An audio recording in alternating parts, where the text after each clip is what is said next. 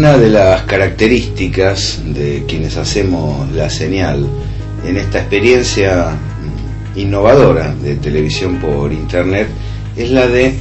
darnos los gustos temáticos mucho más allá de la cotidianidad. Estamos siempre sobre la información, usted sabe que le traemos buena información de actualidad, pero al mismo tiempo hacemos un recorrido integral, como en algún momento se dijo, aún hablando de bueyes perdidos, y también relacionándolo con la cultura que cotidianamente dialogamos en los cafés y con la cual nos identificamos en charlas, en sindicatos, en encuentros con trabajadores y con periodistas,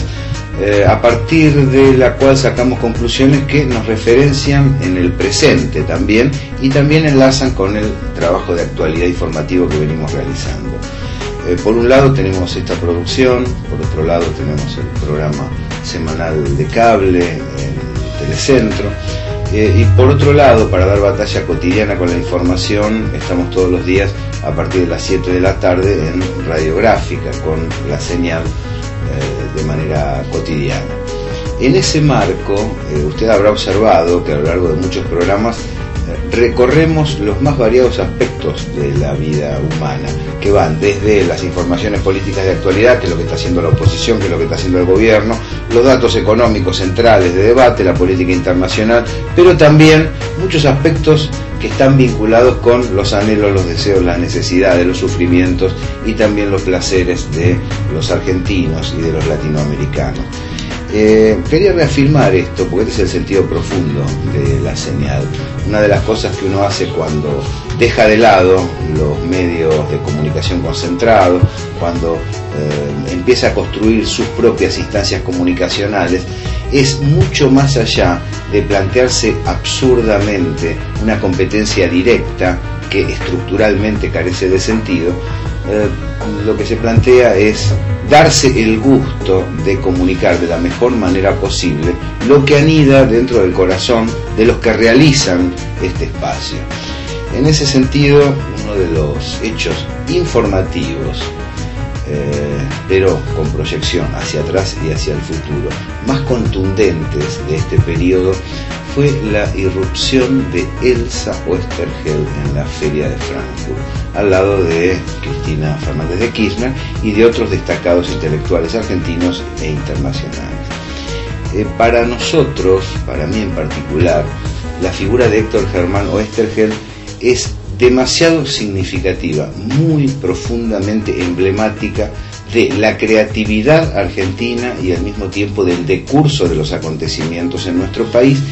con un toque en derredor de el modo de reconocimiento que durante mucho tiempo se registró y parcialmente se registra en nuestra sociedad para con los grandes realizadores. Héctor Germán Oesterheld, desde mediados de los años 50, se configuró en el gran narrador de aventuras de la República Argentina y uno de los mejores del mundo.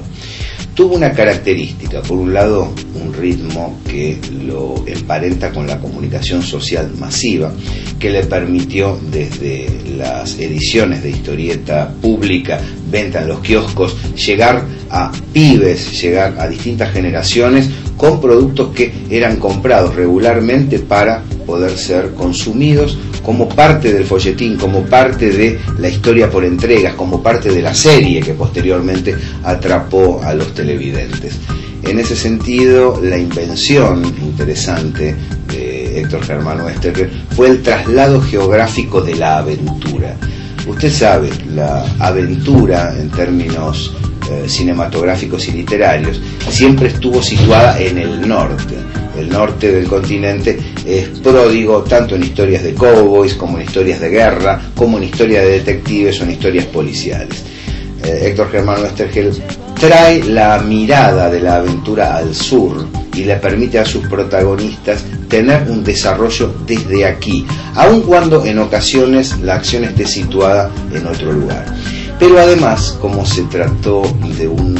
hombre con una filosofía práctica muy intensa, con un conocimiento directo de las situaciones, pero con un pensamiento activo, a la usanza de Walsh, también podríamos decir, como a nosotros nos gusta, también podríamos señalar a la usanza de Tito Paoletti, inteligencia activa, donde no hay primero un largo periodo de elaboración teórica para después plasmar el producto creativo, sino que el producto creativo se va configurando a sí mismo en la misma dinámica de la acción. En ese marco, Héctor Germán Oesterheld, además de trasladar geográficamente la aventura, cambia el orden de las preocupaciones. Los indios no son malos en las historietas de Oesterheld, y en la Segunda Guerra Mundial, inclusive en discusión con sus propios dibujantes y con muchos de los que participaban de Frontera y de otras de las publicaciones de él, empieza a hilvanar acerca de seres humanos que combaten por orden de otros, en los cuales es muy difícil identificar buenos o malos en términos particulares, como se hace en las películas de guerra tradicionales, donde un obrero norteamericano que le han dado un fusil y un obrero alemán que le han dado un fusil se caracterizan por tener esencias humanas distintas, y mientras uno es buenísimo el otro es malévolo. Oesterheld desanda esas versiones y pone al ser humano en su genuina dimensión. En ese sentido,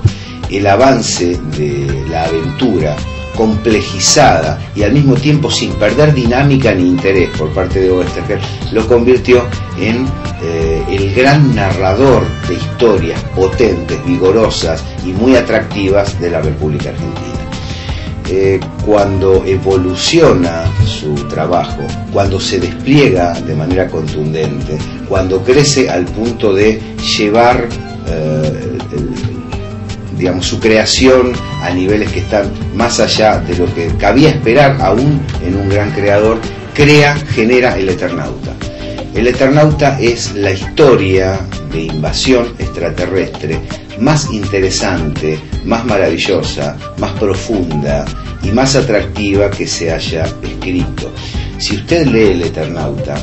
y usted observa las películas que con enormes gastos de producción Hollywood realiza cotidianamente sobre la mitología de la invasión extraterrestre, se va a encontrar con un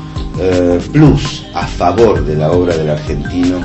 muy intensa, muy profunda, y que realza, por un lado, la inteligencia para narrar el mito de la invasión extraterrestre, pero también para equilibrar esa narración con los rastros de la historia nacional. Es claro que el carácter profético autorreferencial de la obra del Eternauta para con Oesterheld y para con su propia familia conmueve en exceso y nos lleva a pensar si esa identificación no es más que nada azarosa, porque de otro modo tendríamos que empezar a suponer que hay gente que ve mucho más allá, décadas después, lo que le va a pasar inclusive a él y a su propia familia en determinadas circunstancias. No nos animamos a señalar que es fruto de conocimiento, pero bueno, los creadores a veces, cuando hilvanan con lo mejor de sí, tienen percepciones que logran describir no solamente el presente, sino también el futuro. Por eso nosotros queremos recordar a Oesterheld y señalar que la presencia de Elsa Oesterheld,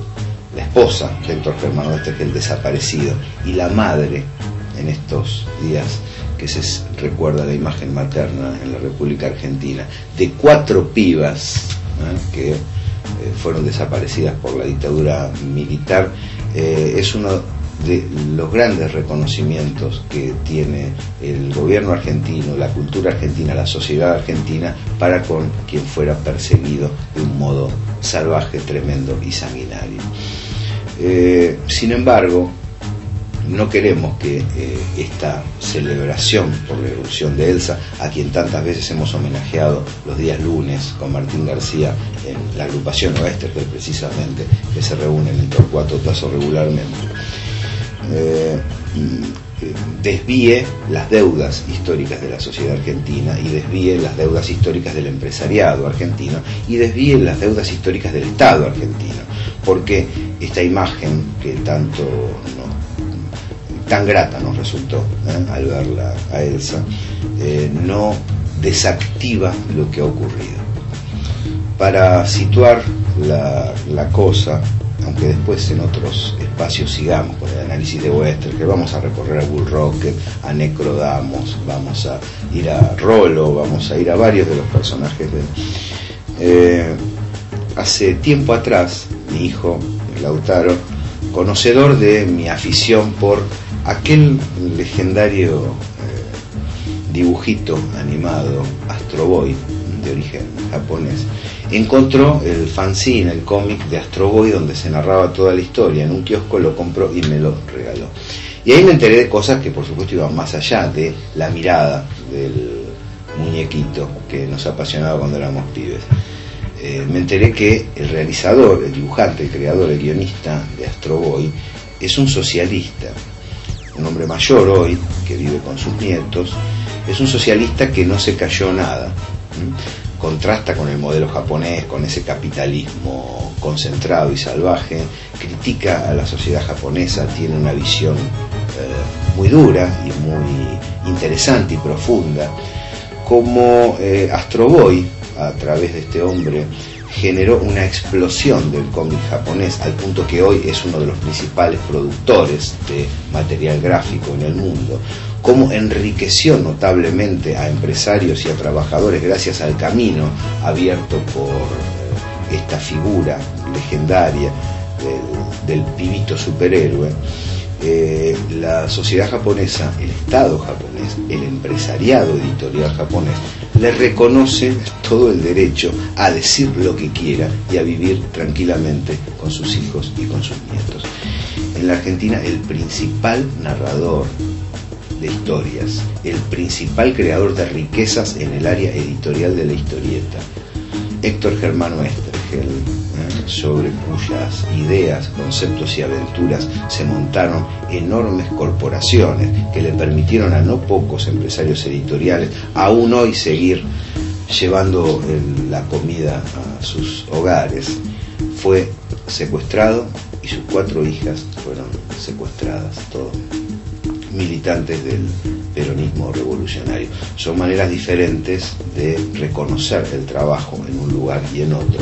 y tal vez sea hora de empezar a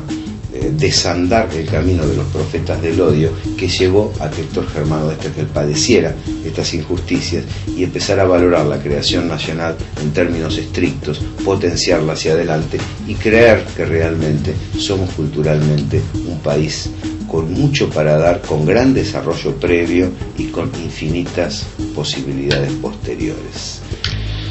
Vamos terminando en la señal de hoy. El zapatazo de la semana para aquellos que están politizando el censo más de lo que corresponde y se están oponiendo desde una perspectiva inadecuada a la realización de una